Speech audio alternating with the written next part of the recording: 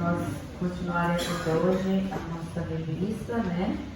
Nós estamos no segundo estudo, na página 12. Tem por título Discernindo o Tempo e Aproveitando as Oportunidades. Glória a Deus. Alguém tem aí a revista digital que possa compartilhar no grupo, por favor? Para aqueles que não têm, possam também acompanhar, que não tem a revista física, né? Possa acompanhar pela revista digital.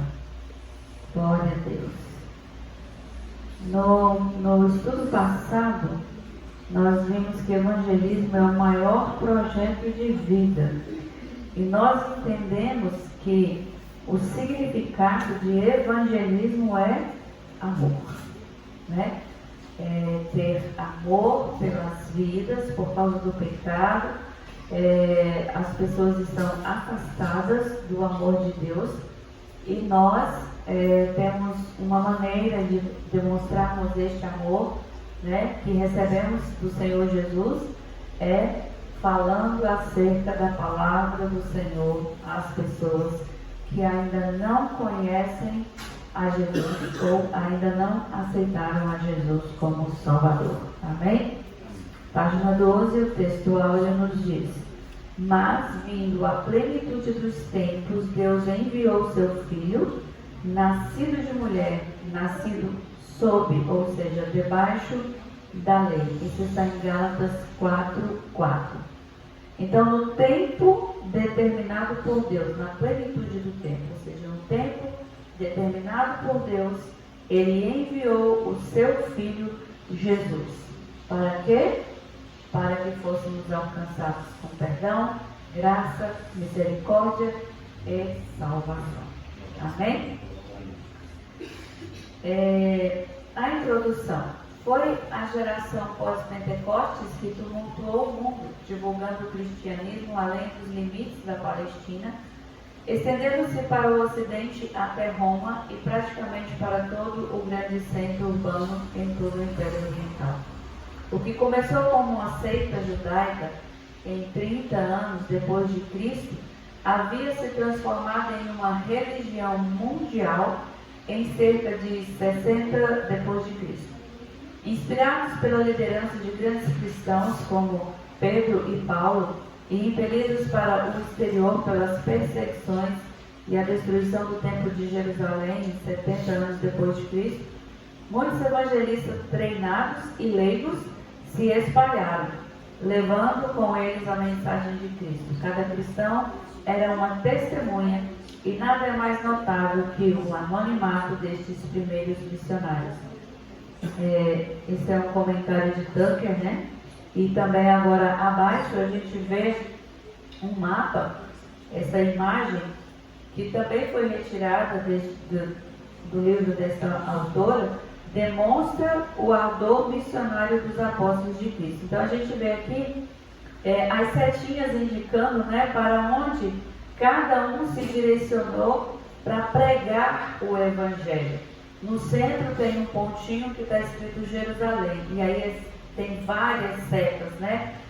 Para onde foi André, Filipe, Simão Zelote, Mateus, Tiago, Marcos, Tiago Grande, né? Tiago Justo, João, Filipe.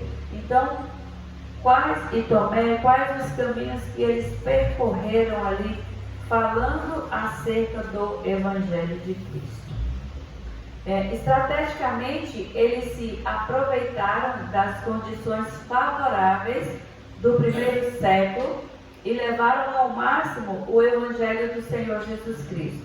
Eu gostaria que os irmãos repetissem comigo. Eles se aproveitaram das condições favoráveis do primeiro século e levaram ao máximo o Evangelho do Senhor Jesus Cristo. Glória a Deus. Pega esse comentário aí e guarde, tá bom? Glória a Deus. Então, guiados pelo Espírito Santo, todos os dias, diz a palavra do Senhor em Atos 2, 47, o Senhor acrescentava à igreja aqueles que se haviam de falar. Por quê? Porque eles estavam pregando o Evangelho. Isso aqui é um período pós-morte e ressurreição de Cristo, né? Quando houve a perseguição, então eles se espalharam. Se espalharam e por onde iam, eles pregavam o Evangelho. Amém? Então nós estamos falando de condições favoráveis para pregar o Evangelho. E aqui nós vamos destacar 3 condições, né? Que é a Pax Romana, a Lex Romana e a Via Romana. Essas condições, elas foram geradas através de Augusto, né? Que era o governador naquela época, e então houve algo em relação, não especificamente aos evangélicos, né, aos cristãos, mas que os cristãos foram beneficiados com leis, né, e puderam assim ter liberdade para falar por um tempo, né, porque antes eles foram perseguidos, aí depois eles tiveram liberdade para falar acerca do Evangelho. Então a primeira é a Pax Romana, que significa a Pax Romana. Então uma unidade política se formou aqui. Deus preparou o mundo para a expansão do Evangelho, né? Então os romanos foram usados por Deus, a quem ignoravam para cumprir seus poderosos desígnios. Então assim, eles ignoravam Roma, os romanos ignoravam os cristãos, mas eles foram usados, né, para que o Evangelho pudesse assim ser expandido ou pregado pelos apóstolos e pelos irmãos naquela época. Então, primeiramente, nós temos a questão da unidade política. O Império Romano deu ao mundo a noção de unidade, um governo central cuidando de tudo, um conjunto de leis regendo todas as civilizações, com pequenas concessões para costumes locais. O resultado foi: tudo estava na perfeita ordem e paz. E é o que se denomina o quê? A famosa Pax Romana. A primeira e principal dessas vias foi a Pax Romana. A difusão do Evangelho teria sido inimaginável se Jesus tivesse nascido meio século antes. Ou seja, se Jesus tivesse nascido nessa época, né, meio século antes, Jesus teria muita liberdade, né, para poder falar sobre ele, sobre Deus, sobre o projeto. Mas se também Jesus tivesse nascido nessa época, ele não teria sido morto e crucificado, né? Então, como Deus tem um tempo determinado para todas as coisas, a plenitude do tempo pertence a Ele, isso aqui aconteceu depois da morte e ressurreição de Cristo, né? Glória a Deus. Então a nova fé entrou no mundo em uma época de paz sem paralelo na história. Todo mundo conhecido estava pela primeira vez sob o firme controle de uma única potência. Então todos estavam sobre o regimento, sobre as leis de Roma. Aí a gente pensa, isso é ruim? Se fosse nos tempos de hoje, provavelmente seria, né? Mas naquela época foi algo bom. Foi algo bom para as pessoas. Aí diz aqui, foi a partir da pacificação do universo e da restauração da República que finalmente nos sobrevieram tempos felizes e tranquilos. Augusto manteve essa paz em força dos seus exércitos. Eles estavam aquartelados nos limites de todo o império, de maneira que os cidadãos pudessem dormir tranquilos, pois as fronteiras estavam sendo rigorosamente patrulhadas. Júlio César conquistara a Gália, Pompeu a Ásia Menor, e Augusto se esforçou para estender as fronteiras até o Reno e Danúbio. Então, tinha esses rios, né? E mesmo além ou daqui do rio, eles guardavam tudo, o exército patrulhava, o exército protegia todas as fronteiras. Então, não tinha por que eles se preocuparem. Alguém vai entrar, vai fazer isso. Não, eles podiam dormir tranquilos, que nada iria acontecer a eles. Quando a gente fala assim, isso aqui parece mais o céu do que Roma, não é verdade? Dormir tranquilo, só naquela época lá, e agora quando Jesus voltar, porque nesse intermédio aqui, moço, quem é que dorme assim tranquilo? Qualquer barulhinho a pessoa já, será o que foi, né? A gente já fica meio, mas eles podiam fazer isso, porque tudo estava sendo guardado, havia patrulha, o exército estava guardando tudo, né? Só teve aqui, como diz no Oriente, ele obteve vitórias diplomáticas contra os pactos, eles praticavam com eles no Império por razões geográficas e culturais, mas estabeleceu a fronteira no Eufrates. Então, tudo que era abrangido por essa área foi pacificado e romanizado. Aí a gente pensa assim, mas é claro que teve pessoas que tiveram resistência. Por quê? Eles pacificaram, mas eles precisavam pagar impostos, né? Então, mas como eles estavam sendo guardados, estavam sendo protegidos, estavam sendo bem cuidados, para eles era uma boa pagar imposto, né? Mas aqueles que resistiam e não queriam pagar imposto, eles tiravam do mesmo jeito o imposto, né? Não tinha para onde correr. Aí teve essa pacificação. Nós estamos falando do lado bom disso aqui para o Evangelho, né? Agora, o que eles viveram lá, aqui não está descrevendo realmente como era toda aquela situação, né? Mas foi descrito aqui na nossa revista, o nosso pastor Gideon Júnior, muito sábio, né? Muito culto entendido em relação à palavra do Senhor. Então ele destacou aquilo que foi o favorável para que o Evangelho fosse difundido, né? Aquilo que deu um up, no caso, para que o Evangelho fosse pregado. Então não se temia guerra, porque tudo estava guardado, né? Tudo estava sob o controle, eles detinham o controle das províncias, que se fazia necessária, a presença militar, então tudo ali estava fortemente guardado.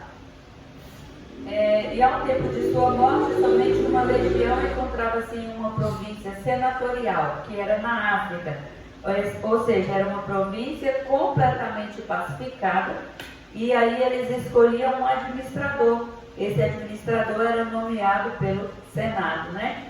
Então, era uma província pacificada. A gente ouve essa palavra pacificada, a gente lembra de outras situações, né? Que acontece por aí no Brasil, em alguns estados aí. Mas eles eram, essas províncias eram pacificadas e eles escolhiam um administrador para que tomasse conta, então, de toda aquela província. Mas, sob as circunstâncias, a paz interna e externa parecia garantida. Então, estava tudo sob o domínio de Roma. Roma dominava tudo. Então, essa é a parte da paz que era garantida aos romanos e a quem habitasse, né, nessas províncias. Através de Roma, todos eles tinham essa paz. Eles poderiam viver tranquilos, sem medo de guerra, sem medo de assalto, né? Eles falavam salteadores, hoje a gente fala assaltantes, né? Sem medo de salteadores, tudo tranquilo, tudo em perfeita ordem, né? E temos também no 2.2 a Lex Romana, que é a lei romana, uma unidade legislativa. A gente sabe que o poder legislativo é aquele poder que faz as leis, né? Então, eles tinham aqui uma unidade legislativa, ou seja, uma parte jurídica. E o fato de haver apenas um código jurídico no Império Romano, que era o direito romano, foi um fator crucial na unificação do diversificado mundo romano. Mas a legislação romana não foi um instrumento rígido, porque dentro da ampla margem de uniformidade, a administração romana local era flexível, tolerante e aberta. Olha que coisa maravilhosa, né? Acho que foi a melhor época de se viver, né? Foi nessa época aqui, porque ou coisa tranquila, ou coisa boa, né? Além disso, muitos residentes das províncias receberam a condição de civis romani, ou cidadãos de Roma, com todos os direitos e deveres implicados. E aí, sabe quem foi beneficiado com todos esses direitos e deveres? Paulo. Em Atos capítulo 22, versículo 25 a 29, alguém pode abrir e ler, por favor? Deu enorme vantagem em sua tarefa missionária. Paulo foi beneficiado por causa dessa lex romana, ou seja, dessa lei romana, né? Dessa legislação que estava sobre Roma nessa época. Então Paulo apelou para essa lei, né? Pode ler alguém, por favor? E quando o estavam atando com correias, disse Paulo ao centurião, e ali estava: é vós lícito açoitar um romano sem ser condenado? E ouvindo isto, o centurião foi e anunciou ao tribuno, dizendo: vê o que vais fazer, porque este homem é romano. E vindo o tribuno, disse-lhe: dize-me, és tu romano? E ele disse: sim. E respondeu o tribuno: eu com grande soma de dinheiro alcancei este direito de cidadão. Paulo disse: mas eu o sou de nascimento. E logo dele se apartaram os que haviam de examinar. E até o tribuno teve temor quando soube que era romano, visto que o tinha ligado. Ele estava, nos dias de hoje, a gente pode dizer, algemado, né?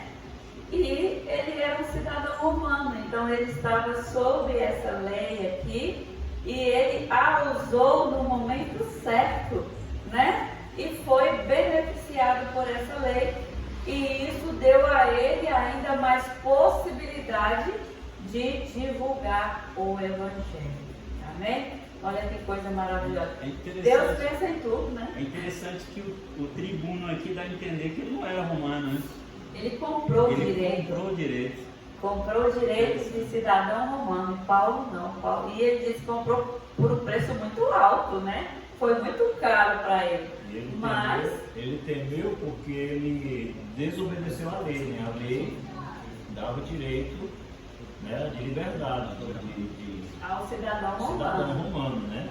Ou seja, então ele estava rasgando a Constituição romana. E aí foi pego, né? Ele ficou temeu a Deus, temeu a lei. Isso. Muito interessante, né?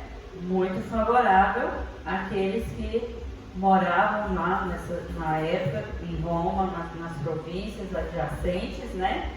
E ainda outra condição é a via romana, ou seja, eles tinham liberdade de circulação. Eles podiam ir e vir tranquilamente.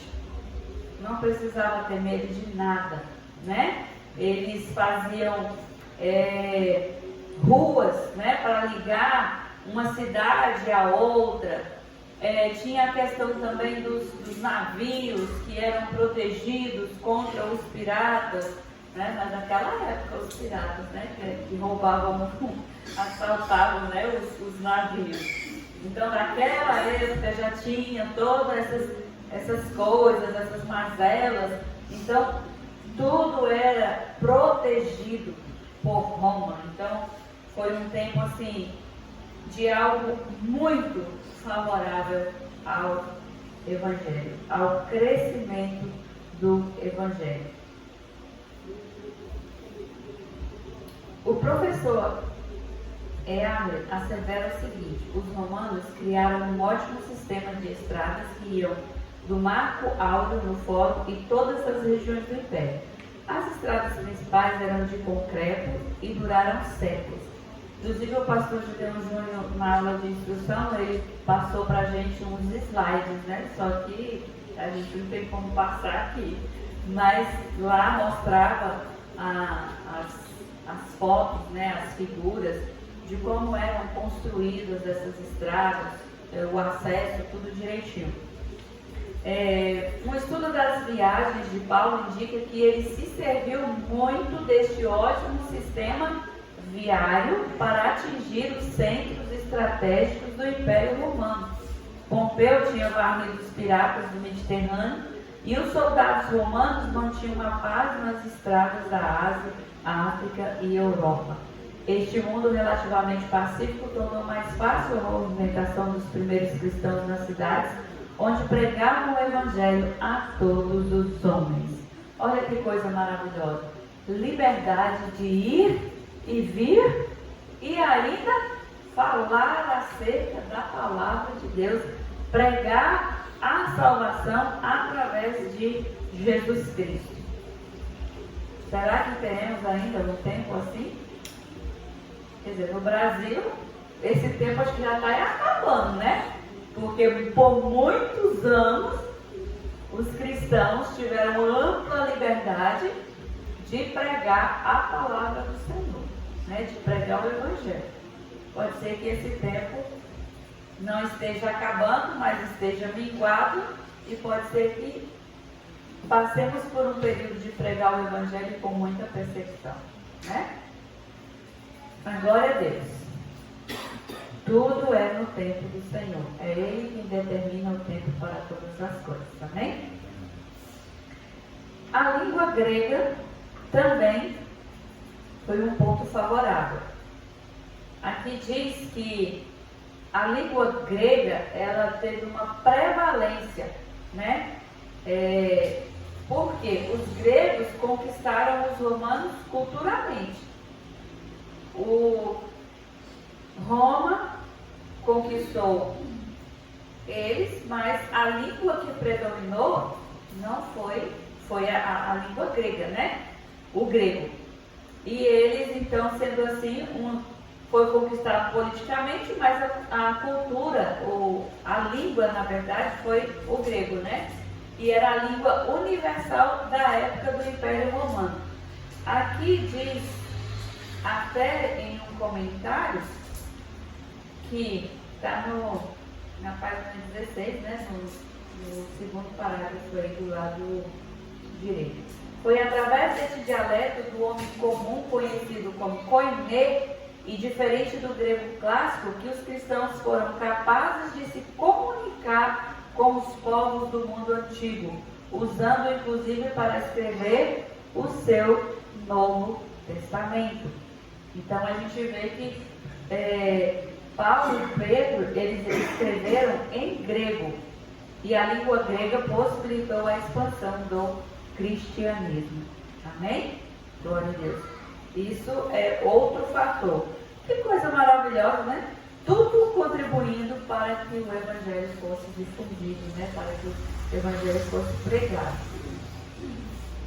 Seria difícil exagerar as vantagens de uma língua comum para a missão cristã. Ela eliminou a necessidade de curso de idiomas para os missionários. Olha que maravilha, que Deus perfeito, né? Porque se não fosse a língua, gente, eu estou com um dedo no R.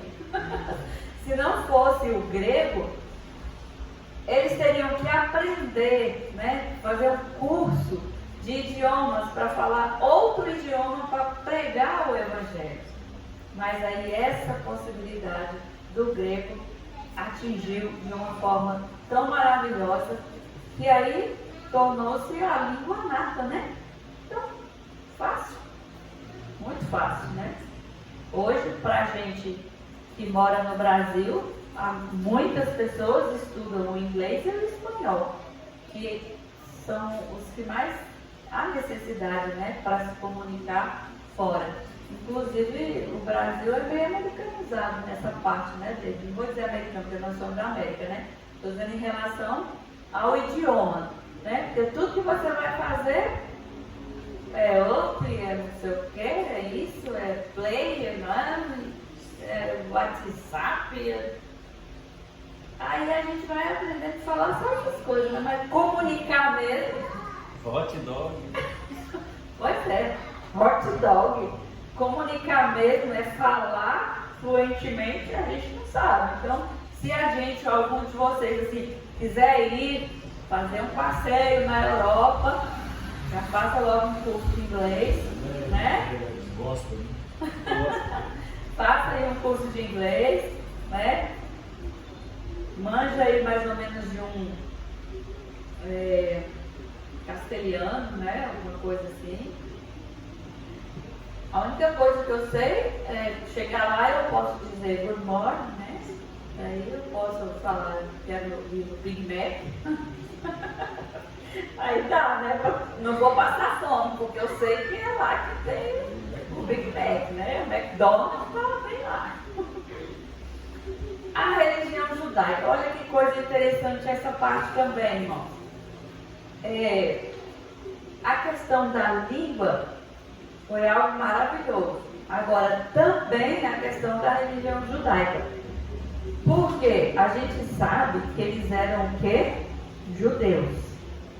E os judeus, dentro desse regime de Roma, eles tinham a sua liberdade de culto, né? Eles continuavam guardando o sábado, eles continuavam fazendo os sacrifícios deles. Então, eles eram respeitados nesse quesito da religião. Para muitos que não aceitavam o cristianismo, eles falavam que era uma seita, saiu de dentro do judaísmo.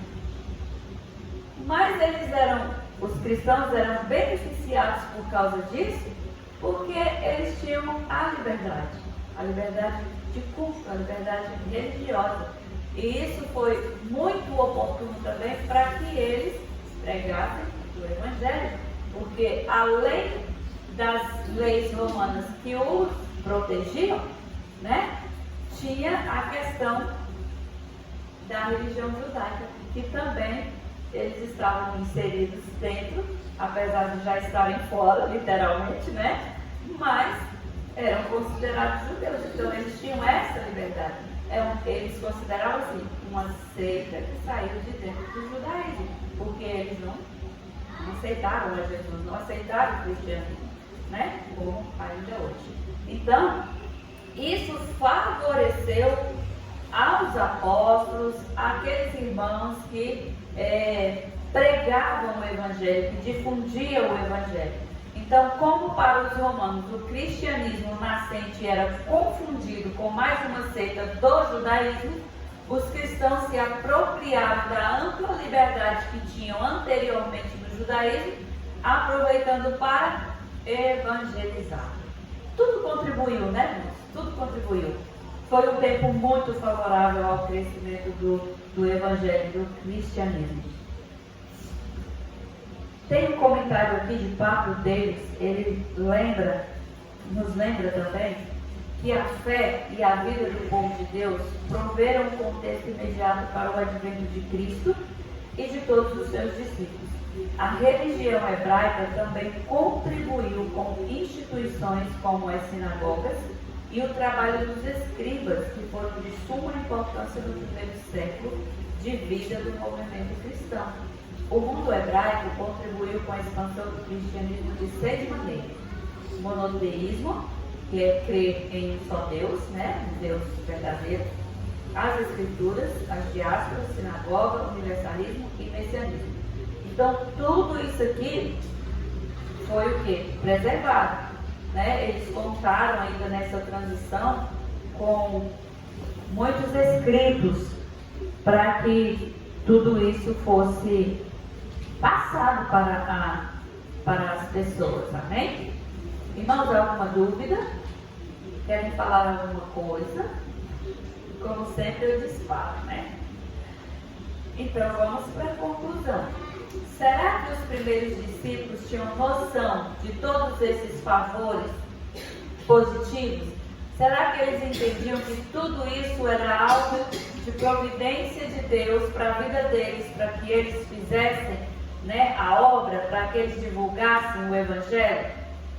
Se sim, se não, nós não saberemos, né, o que eles pensaram acerca do assunto. O que podemos deduzir é que, de alguma forma havia a compreensão de que Deus tinha preparado tudo para que seu filho encarnasse e a luz do Evangelho brilhasse intensamente.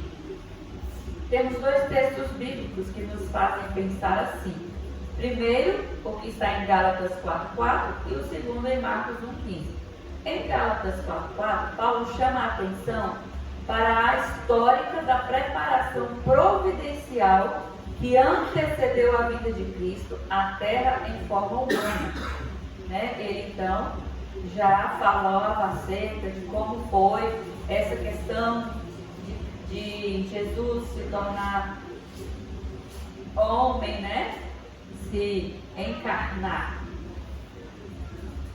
Vindo a plenitude dos tempos, Deus enviou quem? O seu Filho. Foi o versículo que nós lemos, na plenitude do tempo ele enviou Jesus. Marcos também indica que a vinda de Cristo aconteceu quando estava tudo já preparado na terra. Então, tudo que antecedeu o Novo Testamento foi tudo uma preparação para a vinda de Cristo à terra, Já havia várias profecias falando acerca do nascimento de Cristo. Então, tudo já tinha sido preparado. Aí Jesus vem em forma de homem, cresce, chega à idade de desenvolver o seu ministério, E aí sim, desenvolveu o seu ministério e foi crucificado, se rendeu, Porque ninguém matou Jesus, ele se rendeu, Ele se rendeu ao seu próprio espírito. E aí, a partir de então, ou seja, Deus já havia providenciado tudo. Aí, a partir da morte e ressurreição de Jesus, aí começa outro período, Que agora os apóstolos começaram, os discípulos de Jesus começou essa divulgação, essa evangelização e está conosco, É uma tocha que iniciou lá, que se acendeu lá no Pentecoste e veio passando de geração até chegar em nós. Temos uma responsabilidade. Essa tocha não pode apagar, Ela tem que permanecer acesa. Seja para a nossa próxima geração, ou seja, para que a gente chegue lá com a tocha acesa, Glória a Deus. O estudo dos eventos que antecederam o aparecimento de Cristo sobre esta terra faz com que o estudante equilibrado reconheça a verdade das afirmações de Paulo e Marcos. A gente fala assim, reconheça a verdade das afirmações, porque existem muitas pessoas que não creem na Bíblia, Eles não acreditam naquilo que nós pregamos e vivemos, mesmo que a gente nem precise só pregar, mesmo que a gente só fale, não acreditam. Mas, muito da palavra do Senhor já tem se cumprido. E nós esperamos o ômega. Amém? E a gente, se o Senhor nos pode permitir assim falarmos, a gente diz Maranata para vencer o Jesus, Se os discípulos sabiam, não sabemos, mas nós aqui agora não temos nenhuma dúvida que realmente tudo estava sendo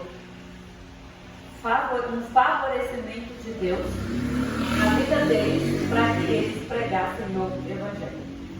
Deus é Senhor da história. Tudo está absolutamente em seu controle para que o Evangelho seja difundido e o conhecimento sobre Cristo chegue a todos. Não se engane, alguém terá o privilégio de evangelizar. E sejamos nós. Agora, eu quero que vocês voltem lá na página 14, onde todos nós lemos e vamos repetir. Eles, repete, igreja.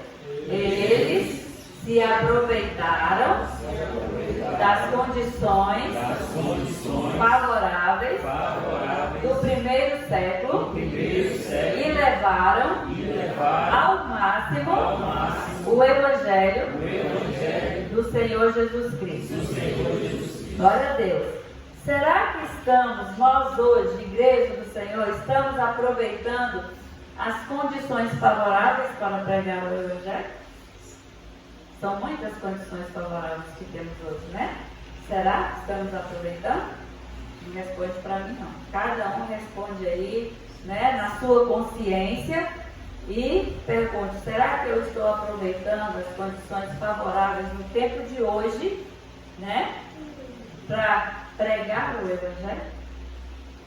Mídia, liberdade cristã, né? Liberdade religiosa que nós temos, né? Que a gente pode abrir essas portas, falar da palavra de Deus, pode sair na rua, entregar um folheto, pode fazer um culto em praça pública. São tantas condições favoráveis no nosso século, né? Será que estamos aproveitando tudo isso? Amém.